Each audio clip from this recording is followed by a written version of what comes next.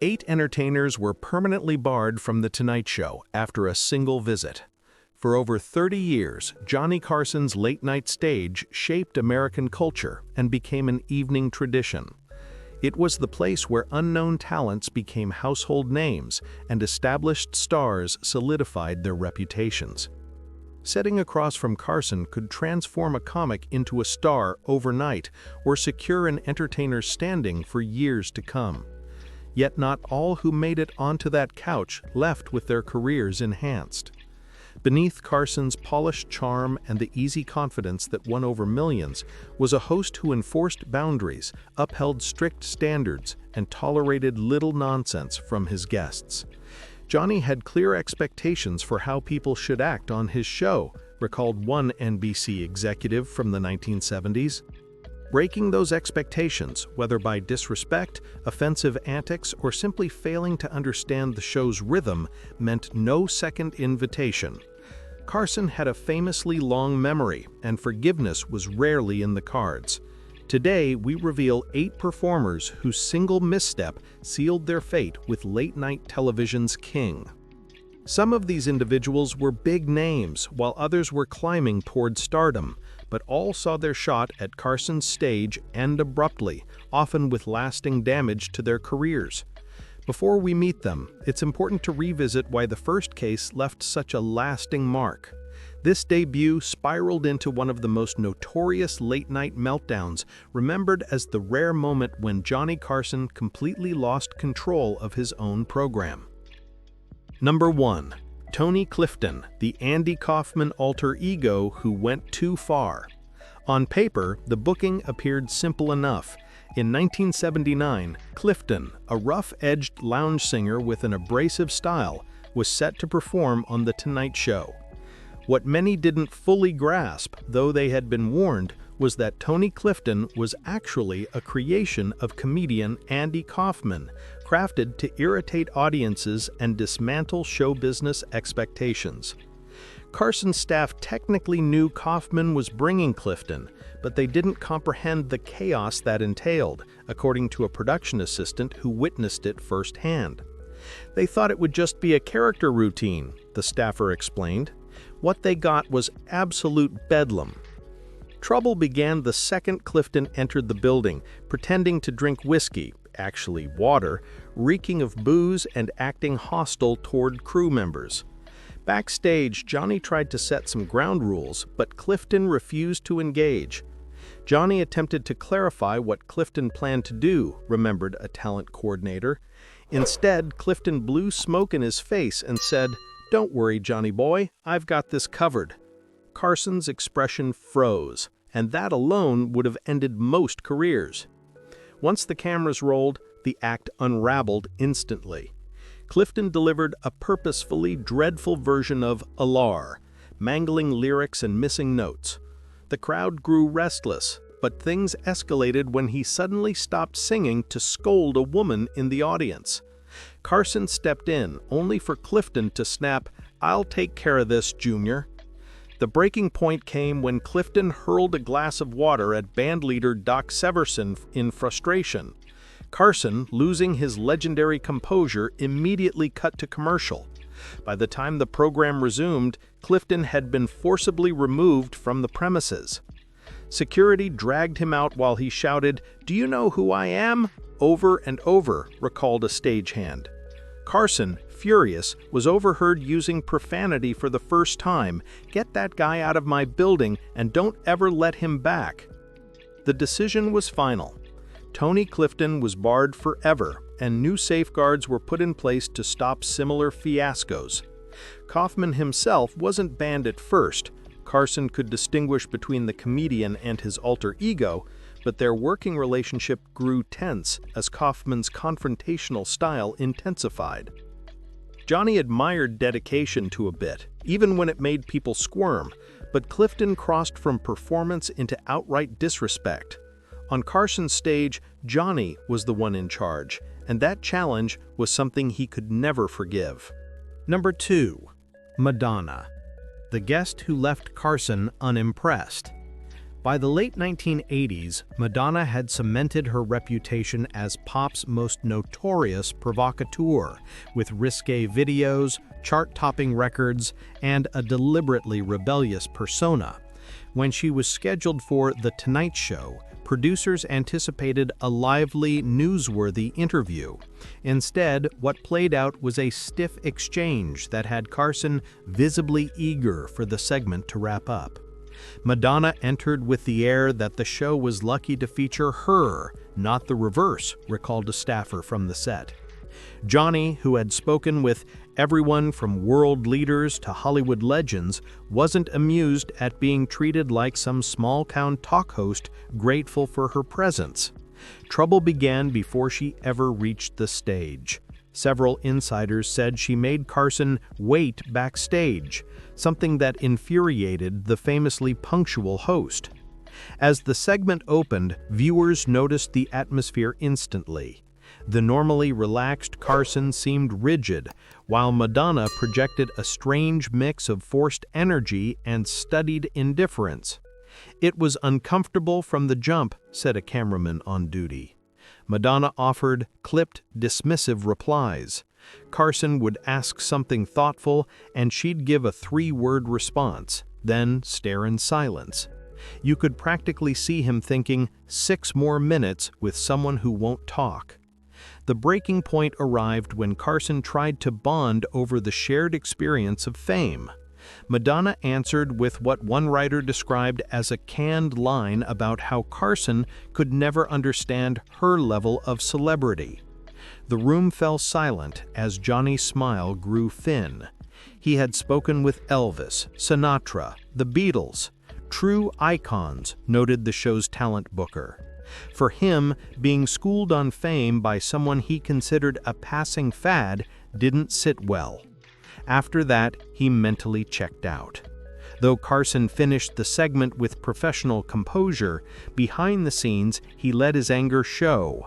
Once the cameras cut, Johnny turned to a producer and said dryly, "Well, she was exactly what we wanted, wasn't she?" Everyone present knew the sarcasm meant he was furious.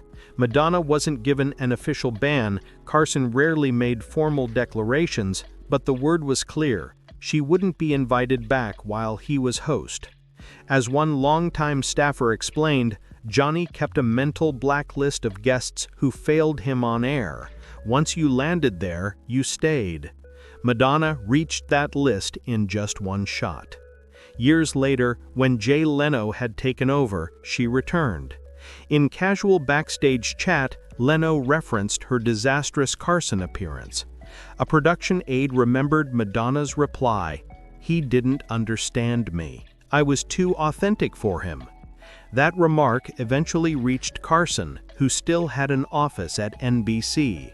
His reported reaction? Too authentic. Now that would have been refreshing. "I'll try to steer him through this," Carson thought. As soon as the segment started, audiences sensed trouble. Capote hunched in his seat, stumbled through half-finished thoughts, and often seemed to completely lose track. Using every trick in his arsenal, Carson tried to shape Capote's fragmented replies into something resembling an interview. A director later said, "Johnny was showing pure mastery of live TV under pressure. He'd grab scraps of Truman's responses and flip them into new questions. He would finish Truman's sentences whenever they faded away." In truth, Carson was essentially doing the interview for both of them, while still making it seem like Capote was involved. The breaking point arrived once Capote began spilling reckless gossip about celebrities, including personal claims that were unverifiable and legally dangerous. Carson quickly steered the topic elsewhere, but Capote circled back again and again. "You could watch Johnny getting more uneasy with every second," recalled a stage manager who was present. As soon as Capote started dropping names and throwing accusations, Carson signaled the booth to cut it short. The segment wrapped several minutes ahead of schedule, something that almost never happened with a top-billed guest. Unlike others, Capote wasn't blacklisted forever. Carson understood the difference between someone difficult by nature and a gifted guest having a disastrous evening. Still, Capote was quietly benched for years, an unofficial break where he wasn't invited back. Carson told his team, "Give Truman some space to pull himself together," according to a booking staffer. It wasn't a lifetime ban, but it was Carson's way of warning that he wouldn't allow another on-air collapse. Sadly, Capote never did recover. His addictions worsened through the late 70s, and by the time Johnny might have welcomed him back, his health was too far gone. Capote passed away in 1984 without ever reclaiming a seat on Carson's couch. That debacle reshaped how Carson handled risky bookings. The show tightened its pre-interview checks and created backup plans in case a guest arrived unfit for broadcast. As one producer explained, Johnny's rule became clear after Capote. If they won't remember the chat tomorrow, they shouldn't be doing it tonight. "Now that we're face to face again, I never cared for you," one line went. Now that we're face to face after 2 years, I never liked you. I don't give a... Where you go? You got it made now? That's right. No, I don't have it. Don Rickles, the insult comic who crossed the line. Rickles made a career out of sharp-edged comedy, styling himself as the merchant of venom who spared no one. His Tonight Show visits usually followed the same script. Rickles would rip into Carson, the crowd howled, and Johnny played the offended host while secretly loving it. The routine worked because they both respected the unspoken rules. Rickles was free to poke fun at Carson's looks, his style, or the show itself, but Carson's personal life was strictly off-limits. During one infamous early 70s appearance, Rickles ignored that boundary, and the fallout sidelined him. "They had electric chemistry," said one writer from the show, but even Don had red lines. Johnny's divorces and alimony were absolutely untouchable. He demanded privacy there. That night, Rickles delivered his usual barrage to roaring laughter, but at the end, he jabbed at Carson's recent divorce and costly settlement. The audience chuckled, but crew members saw Johnny's face instantly change. A cameraman recalled, "His grin vanished in a flash." He bounced back quickly so viewers missed it, but the crew knew Don had gone too far. Johnny was truly upset. Carson closed the show like a pro, but behind the scenes, he made his anger clear. He didn't formally ban Rickles, but told staff, "Let's give Don some time off." Everyone understood it meant Rickles was benched. Carson's respect for Rickles kept it from being permanent, noted one producer, but it was still a serious blow. Rickles lost nearly a year's worth of appearances, which hurt since he had been a regular. What's fascinating is how the freeze ended. Fred DeCordova, Carson's producer, said Rickles realized he'd crossed a line but didn't know how to approach Johnny. His solution was to apologize through humor. At a Dean Martin roast with Carson in the audience, Rickles cracked, "I'm not scared of you. Okay, I'm a little scared. Please let me back on the show." That joke melted the ice. Carson burst out laughing and afterwards told Fred, "I think Don's done enough time. Bring him back." Rickles returned and remained a favorite, though he never touched Carson's personal life again. The Rickles episode revealed a truth about Carson. On TV, he was warm and welcoming, but off-camera, he guarded his boundaries closely. Not even his dearest comedy friends could cross them. And so, anyway, tomorrow night's a biggie. I do. Chevy Chase, the guest host who never returned. By the late 70s, Chevy Chase was flying high as SNL's breakout star and a budding film actor. When Carson took vacation in 1977, Chase was picked to guest host. Young, popular, and TV-tested, it seemed like a perfect match. But that single week guaranteed he'd never sit in Johnny's chair again. Chase came in acting like he was late night's new king, and Carson was irrelevant. A staffer recalled, He treated the week not as filling in, but as a preview of the future. That arrogance alienated Johnny's loyal staff before he even went on air. During rehearsals, Chase dismissed veteran advice and insisted on rewriting tradition. He openly called the format outdated and said the show needed a modern overhaul. The writers and crew bristled. These were the people who made the most successful show in late-night history, and this kid told them they weren't funny anymore. Chase's actual hosting only added fuel. While not a total flop, he was stiff, awkward, and tried to wedge in SNL-style antics that clashed with The Tonight Show's rhythm. He'd interrupt interviews with random pratfalls, derailing conversations. Guests would be speaking seriously, the staffer said, and Chevy would tumble out of his chair. It threw everything off. But what sealed his fate was how he treated the staff. Reports described him as dismissive, condescending, and unpleasant to work with.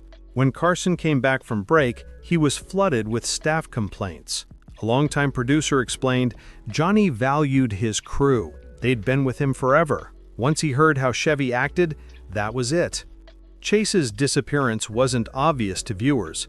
He simply never showed up again as host or guest. Whenever his team pitched him for movie promotions, NBC politely declined, a Hollywood code that meant permanent rejection.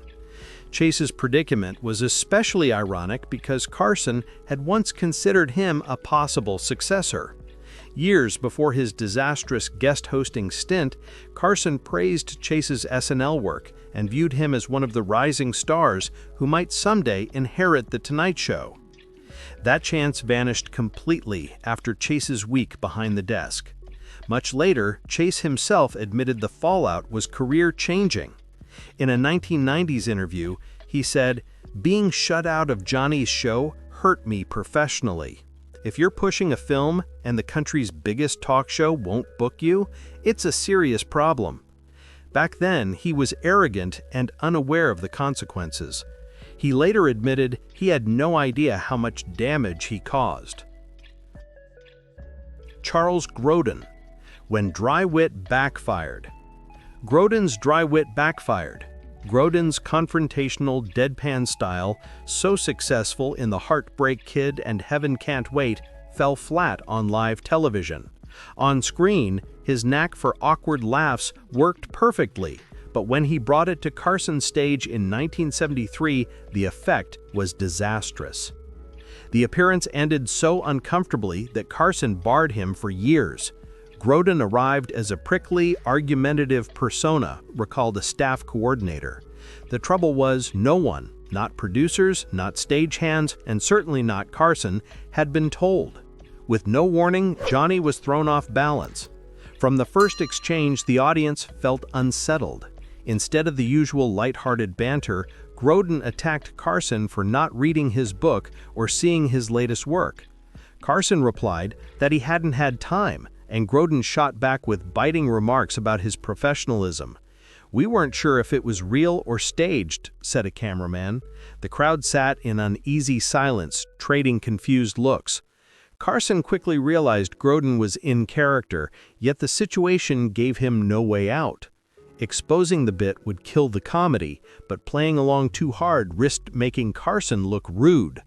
He tried to hold the middle ground, staying calm while giving slightly exaggerated reactions. Carson was boxed in, said a writer that night. He couldn't jump in fully, but shutting it down would make him look humorless.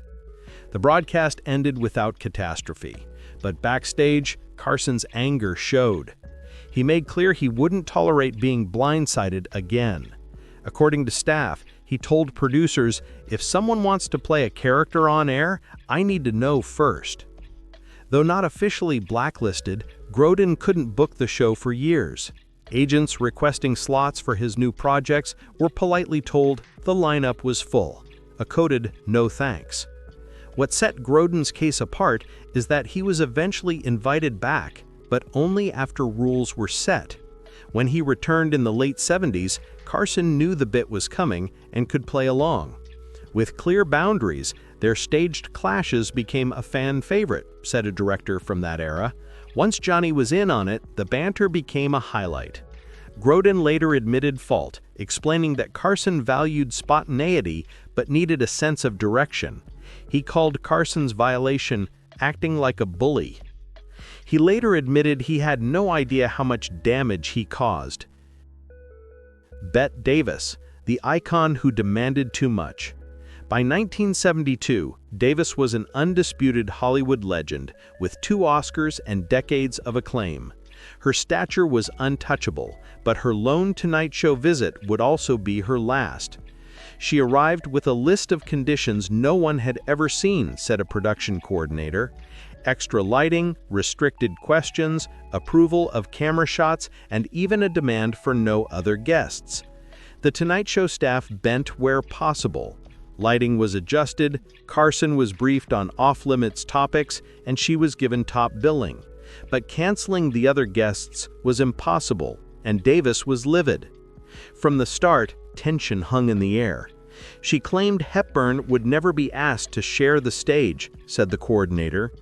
The mood soured before she even stepped on. On camera, the interview looked cordial, but behind the scenes, she was directing the production.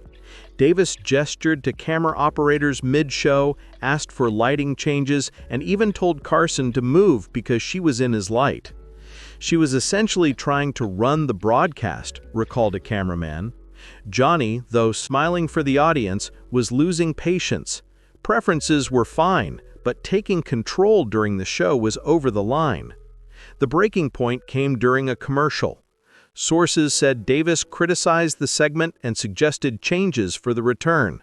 Johnny, firm but controlled, replied, "Miss Davis, this is how the show works. If you're unhappy, we can stop now." Though she finished the appearance smoothly, the damage was done. Afterward, Carson told his producer, "That's quite enough of Miss Davis." She was never booked again. Her ban wasn't simply about difficult behavior, the show had handled divas.